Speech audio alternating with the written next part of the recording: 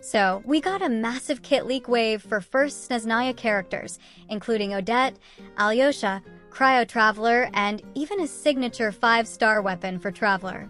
So in this video, we will talk about what these kits seem to do, how the stellar reactions are pushed, and why version 7.0 already looks very important. Before we start, these are still leaks. Kit details, numbers, and wording can still change, so do not treat this like official information yet. Also, the banner talk right now is that Odette debuts in version 7.0, alongside Alyosha, who is a 4-star. There is also talk about an Arlecchino rerun, mostly because of the version 7.0 Abyss buffs. But that part is not confirmed yet. Now let us start with Odette. Odette is leaked to be a 5-star Cryo Sword character. Her kit has a dance theme, and she seems to fight together with something called Solo Reflection. Her elemental skill makes her perform a dance, deal AoE cryo damage, and summon this reflection. The reflection then stays on the field and attacks nearby enemies with cryo damage. If the reflection is already on the field, her skill changes into a special duet version. During this duet, she keeps dealing AoE cryo damage, and when the duet ends, the final hit can count as Stellar Conduct or Stellar Swirl reaction damage depending on her current state. Her burst follows the same idea. She performs a fast dance, deals multiple instances of AoE cryo damage, summons her Solo Reflection again, and increases her own Stellar Spark reaction damage for a while. Her passives are probably the most important part. When she summons her Solo Reflection, she gains Brilliance stacks. These stacks increase Stellar Spark reaction damage, and when Odette is off-field, she can transfer stacks to nearby party members. She also has a passive that lets party members trigger Stellar Conduct or Stellar Swirl instead of normal Superconduct or Cryo Swirl when the right conditions are active. That is huge, because it means Odette is not only using stellar reactions herself, she can help the team access them too. Right now, she looks like a cryo off-field sub-DPS character made for Stellar Conduct and Stellar Swirl teams, with off-field damage, a reflection, a special duet skill, and team support for stellar reaction damage. Her weapon was also leaked, but I will keep it very short. It is a 5-star sword with crit rate, and it seems to increase attack, improve crit damage for stellar reactions, and restore energy when the wielder triggers or deals stellar reaction damage. It can also work from off-field, which fits Odette very well. Now let us move to the Cryo Traveler. And yes, the Traveler is actually getting a much more interesting kit this time. And his kit seems heavily connected to Stellar Conduct and Stellar Swirl support. The elemental skill creates a frigid frost star. This frost star follows the active character and fires ice crystals at enemies. So even when the Traveler is not on field, this little cryo helper can keep supporting the team.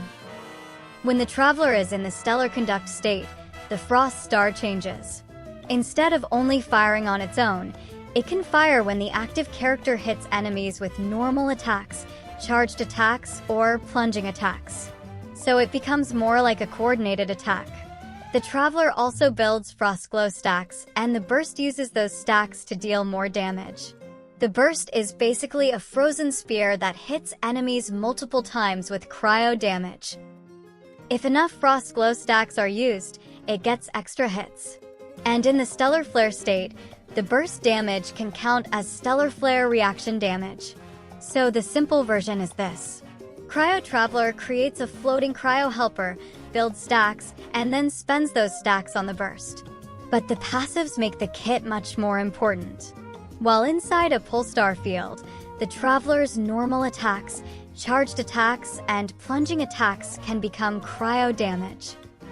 The Traveler also gets Elemental Mastery based on attack, and can help the team trigger Stellar Conduct or Stellar Swirl instead of normal Superconduct or Cryo Swirl. This means Cryo Traveler may actually be a real support for early Snezhnaya teams. They can help enable stellar reactions, provide extra cryo damage, and support the reaction system even if you do not have every limited character. And then there is the Traveler weapon. After such a long time, the Traveler is finally getting a 5-star sword that seems to be made for them. It gives crit rate, has an extra effect when equipped by the Traveler, gets stronger depending on how many elements the Traveler has resonated with, and can restore energy and increase attack. Now let us move to Alyosha. Alyosha is leaked to be a 4-star electro polearm character, but his kit is not just simple spear attacks. He also uses a rifle and has a hunter theme. His normal attack can apply hunting mark, and this mark is the core of his kit. His elemental skill has 2 versions. If you tap it, he fires forward and deals area of effect electro damage. If you hold it, he enters aiming mode, locks onto enemies, and then deals electro damage to all selected enemies when the hold ends. If an enemy already has hunting mark and Alyosha applies it again, the mark activates. This removes the mark and gives nearby party members hunter's precision, which increases their attack for a while.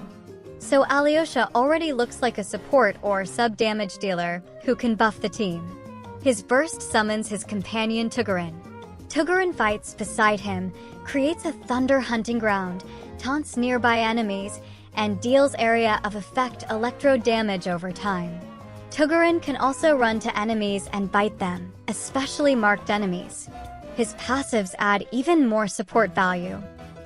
When Tugurin attacks, it can restore health to the active nearby party member based on Alyosha's attack. His skill and burst damage can also increase based on energy recharge. And while inside a Polestar field, Alyosha enters the Stellar Conduct state, where Hunter's precision also increases the team's Stellar Conduct damage. So Alyosha might be more useful than he looks at first. He can buff attack, heal a bit, apply electro, summon a companion, and support Stellar Conduct teams. Now let us talk about the new artifact sets. The first set is basically a Stellar Conduct support set. The 2-piece gives attack. The 4-piece triggers when the character uses Stellar Conduct or Stellar Swirl, or directly deals damage from either reaction. The character gains attack, and nearby party members get a damage bonus to Stellar Conduct and Stellar Swirl. It can also trigger from off-field, and the effect does not stack from multiple sets. The second set is the Stellar Swirl damage set. The 2-piece also gives attack. The 4-piece activates after the character triggers Stellar Swirl, giving crit rate and increasing Stellar Swirl damage for a short time. So the first set sounds more like a team support set, while the second one sounds more like a personal damage set for a Stellar Swirl character. If we get an Anemo Stellar character like Vesna later, that second set could easily become important. Now I want to know what you think. Are you more interested in Odette, Alyosha, or Cryo Traveler? And do these stellar reaction leaks make you more excited for Snezhnaya, or are you still waiting for the Tsaritsa and the others? Let me know down in the comments. Thank you so much for watching, good luck with your polls, and I will see you in the next one.